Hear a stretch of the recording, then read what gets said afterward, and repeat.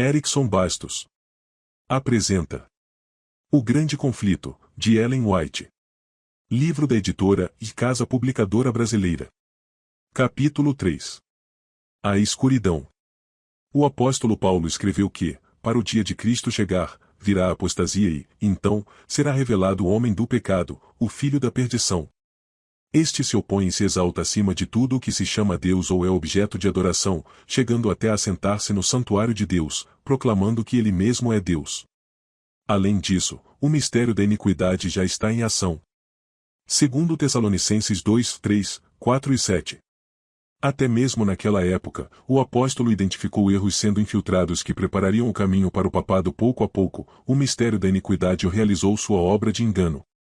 Os costumes do paganismo encontraram lugar dentro da igreja cristã, mas foram contidos por um tempo durante as intensas perseguições realizadas pelo paganismo. Quando as perseguições terminaram, o cristianismo se afastou da humilde simplicidade de Cristo e adotou a pompa dos sacerdotes e governantes pagãos. A suposta conversão do imperador Constantino foi motivo de grande alegria. A partir de então, porém, a obra de corrupção progrediu rapidamente. O paganismo, que parecia estar dominado, tornou-se o dominador. Suas doutrinas e superstições foram misturadas à fé daqueles que afirmavam ser seguidores de Cristo. O compromisso entre paganismo e cristianismo resultou no homem do pecado, que a profecia predissera.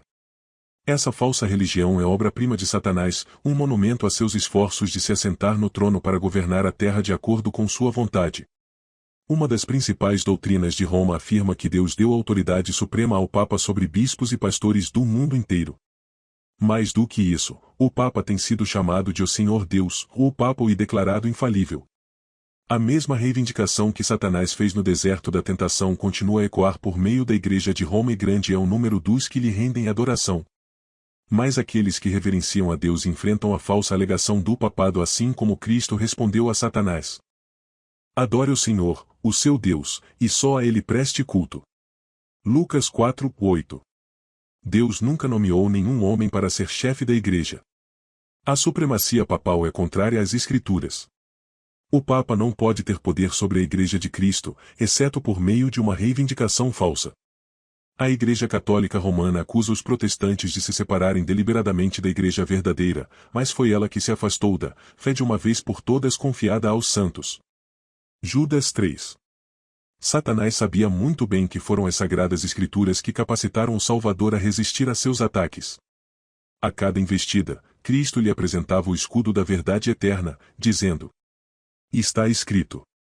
Para que Satanás mantenha seu controle sobre o povo e estabeleça a autoridade do usurpador papal, ele deve manter as pessoas em ignorância quanto à Bíblia. Precisa esconder e suprimir as sagradas verdades. Por centenas de anos, a Igreja Católica proibiu a circulação da Bíblia. O povo era proibido de lê-la. Sacerdotes e líderes interpretavam seus ensinos a fim de apoiar suas alegações arrogantes. Dessa maneira, o Papa passou a ser reconhecido por quase todos como o governante designado por Deus para a Terra. A mudança. A profecia declarou que o papado tentaria mudar os tempos e as leis. Daniel 7, 25. Em substituição à adoração a ídolos, a adoração de imagens e relíquias foi gradualmente introduzida na adoração cristã. O decreto de um concílio geral, finalmente estabeleceu a idolatria. Roma ousou remover o segundo mandamento da lei de Deus, que proíbe a adoração a ídolos, e dividir o 10º mandamento em dois a fim de conservar o total de 10. Líderes não consagrados da igreja também mexeram com o 4º mandamento, anulando o antigo sábado, o dia que Deus havia abençoado e santificado. Gênesis 2, 2 e 3. Em seu lugar, exaltaram a festa pagã observada como o venerável dia do sol.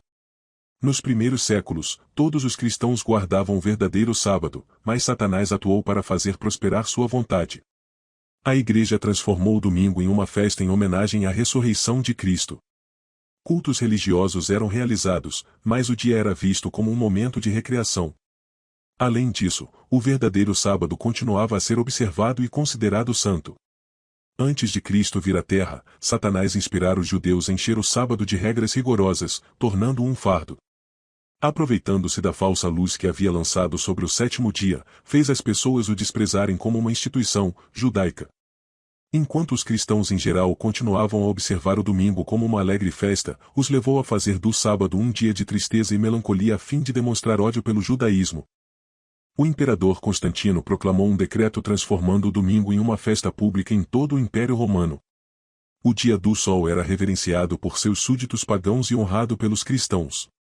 Os bispos da igreja os incentivavam a agir assim. Sedentos por poder, reconheciam que, se tanto cristãos quanto pagãos guardassem o mesmo dia, aumentariam o poder e a glória da igreja. Embora muitos cristãos tementes a Deus gradualmente tenham começado a atribuir algum grau de santidade ao domingo, continuaram a observar o verdadeiro sábado, em obediência ao quarto mandamento. O arqui-enganador não havia completado sua obra. Estava determinado a exercer poder por meio do líder que escolhera, o orgulhoso pontífice que alegava representar a Cristo. Grandes concílios foram realizados, dos quais participavam autoridades do mundo inteiro. Quase todos os concílios rebaixavam o sábado um pouquinho mais, ao passo que exaltavam o domingo. Foi assim que a festa pagã finalmente passou a ser honrada como uma instituição divina, enquanto as pessoas começaram a considerar o sábado bíblico uma relíquia do judaísmo, pronunciando uma maldição sobre sua observância. O grande apóstata obteve êxito em se exaltar, acima de tudo o que se chama Deus ou é objeto de adoração. Segundo Tessalonicenses 2:4. Ele ousou mudar o único mandamento da lei divina que aponta para o Deus vivo e verdadeiro. O quarto mandamento revela que Deus é o Criador. A fim de comemorar a obra da criação, Deus santificou o sétimo dia como dia de descanso para a humanidade. Foi designado para manter Deus sempre vivo na mente das pessoas como objeto de adoração. Satanás trabalha para afastar os seres humanos da obediência à lei de Deus. A fim de realizar isso, ele direciona seus esforços especialmente contra o único mandamento que aponta para Deus como Criador. Hoje, os protestantes alegam que a ressurreição de Cristo no domingo transformou esse dia no sábado cristão. Mas nem Cristo, nem os apóstolos concederam essa honra ao primeiro dia. A observância ao domingo teve sua origem no mistério da iniquidade. Segundo Tessalonicenses 2:7, que já havia começado sua obra desde os dias de Paulo. Que razão alguém pode dar para uma mudança que as Escrituras não autorizam? No sexto século, o bispo de Roma foi proclamado cabeça de toda a igreja. O paganismo foi substituído pelo papado. O dragão deu à besta o seu poder, o seu trono e grande autoridade. Apocalipse 13:2. Então começaram os 1260 anos de opressão papal que as profecias de Daniel e Apocalipse predisseram. Daniel 7:25 e Apocalipse 13:5-7. Os cristãos foram forçados a escolher, ou abrir mão de sua integridade e aceitar as cerimônias e a adoração papal, ou consumir a vida em masmorras e até mesmo sofrer a morte. Cumpriram-se as palavras de Jesus. Vocês serão traídos até por pais, irmãos, parentes e amigos, e eles entregarão alguns de vocês à morte. Todos odiarão vocês por causa do meu nome. Lucas 21:16 e 17. O mundo se transformou em um imenso campo de batalha. Ao longo de centenas de anos, a Igreja de Cristo encontrou abrigo em esconderijos e na escuridão. A mulher fugiu para o deserto, para um lugar que lhe havia sido preparado por Deus, para que ali a sustentassem durante 1260 dias. Apocalipse 12:6. A ascensão da Igreja Católica Romana ao poder marcou o início da Idade das Trevas. As pessoas transferiram sua fé em Cristo para o Papa de Roma. Em vez de confiar no Filho de Deus para obter o perdão dos pecados e a salvação eterna, passaram a olhar para o Papa e para os sacerdotes a quem ele concedia autoridade. O Papa era seu mediador terreno. Ele ficava no lugar de Deus para eles. Divergir mesmo que um pouquinho de suas exigências era motivo para castigos severos. Dessa maneira, a mente das pessoas se afastou de Deus para se aproximar de homens falíveis e cruéis e, mais do que isso, do próprio príncipe das trevas que exercia seu poder por meio deles. Quando os seres humanos anulam as Escrituras e passam a se considerar supremos, só podemos esperar fraudes, enganos e mal degradante dias de perigo. Eram poucos os crentes fiéis a Deus. Às vezes, parecia que o erro triunfaria por completo e a verdadeira religião seria banida da terra. As pessoas perderam o Evangelho de vista e passaram a carregar o fardo de requerimentos difíceis. A Igreja as ensinava a confiar nas próprias obras para expiar os pecados. Longas peregrinações, atos de penitência, a adoração de relíquias, a construção de igrejas, relicários e altares, o pagamento de grandes somas para os tesouros da igreja, e é isso que ela exigia a fim de aplacar a ira de Deus ou obter seu favor.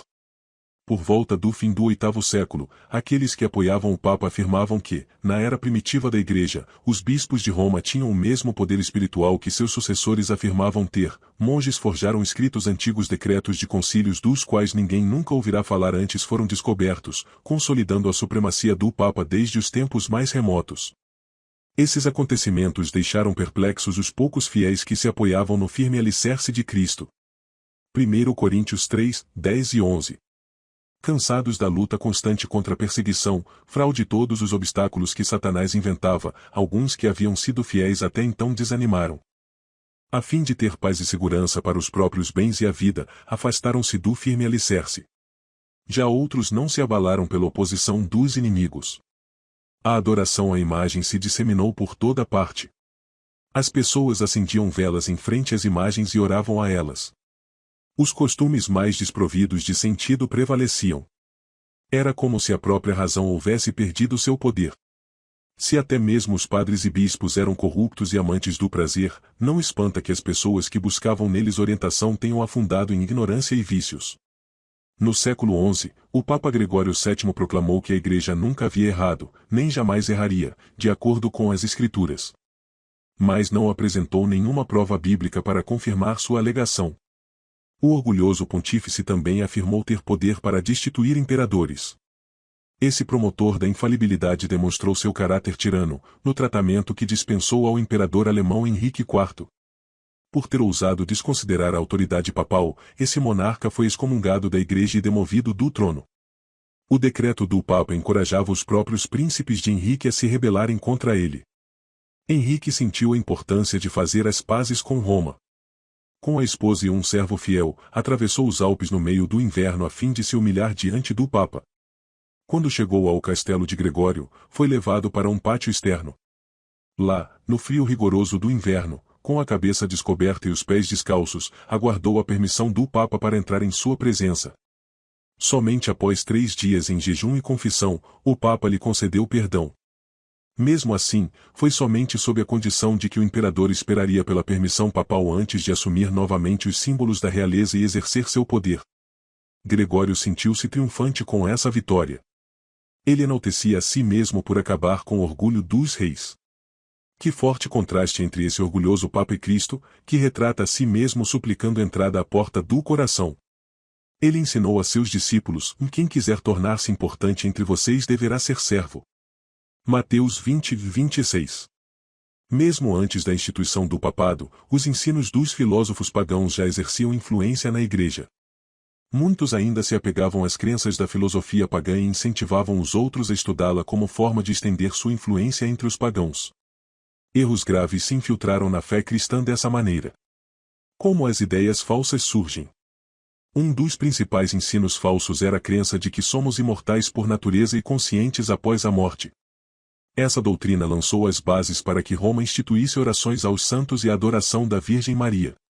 Dela também surgiu a heresia do tormento eterno para aqueles que se recusam a se arrepender. Essa crença se tornou parte da fé papal nos primeiros anos da Igreja. Isso abriu caminho para mais uma invenção do paganismo: o purgatório, que a Igreja usava para aterrorizar os supersticiosos. Essa heresia afirmava que existe um lugar de tormento no qual as almas daqueles que não merecem a condenação eterna sofrem o castigo por seus pecados, e depois disso, quando livres da impureza, são admitidos no céu. Roma ainda precisava de outra mentira a fim de poder se aproveitar dos temores e vícios de seus seguidores e da doutrina das indulgências.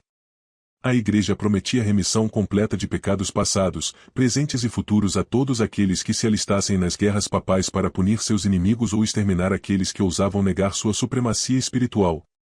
Ao pagar somas de dinheiro à Igreja, as pessoas podiam se livrar do pecado e também liberar a alma de amigos que haviam morrido e estavam passando pelas chamas de tormento. Dessa maneira, Roma encheu seus tesouros e conseguia sustentar a magnificência, o luxo e o vício dos supostos representantes de Jesus, que nem tinha onde repousar a cabeça. A ceia do Senhor foi substituída pelo sacrifício idólatra da Eucaristia. Sacerdotes papais alegavam transformar o simples pão e vinho no verdadeiro corpo e sangue de Cristo.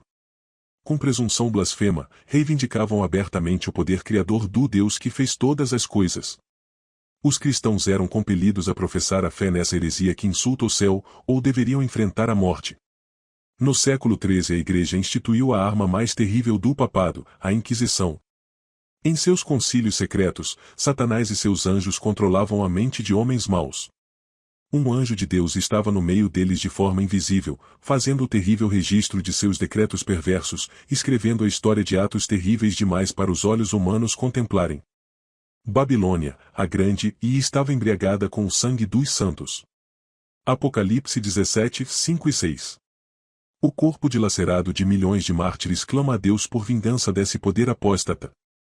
O papado havia se tornado o déspota do mundo. Reis e imperadores se submetiam aos decretos do pontífice romano.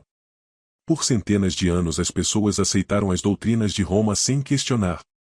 Honravam o clero e o sustentavam liberalmente. Desde então, a Igreja Católica nunca conquistou maior dignidade, esplendor ou poder. Mas, o meio-dia do papado foi a meia-noite do mundo. As escrituras eram praticamente desconhecidas. Os líderes papais odiavam a luz que revelaria seus pecados. Como foi removida a lei de Deus, o padrão de justiça e vícios eram praticados sem restrições. Os palácios dos papas e de outros líderes da Igreja eram cenários de vil imoralidade. Alguns dos papas eram culpados de crimes tão revoltantes que governantes seculares tentaram depô-los, por serem monstros perversos demais para ser tolerados. Durante séculos, a Europa não fez progresso nenhum no ensino, nas artes e na civilização. Uma paralisia moral e intelectual havia recaído sobre a cristandade. Essas condições foram as consequências do banimento da palavra de Deus. Se inscreva no canal e ative o sininho para receber notificações de novos capítulos ou livros.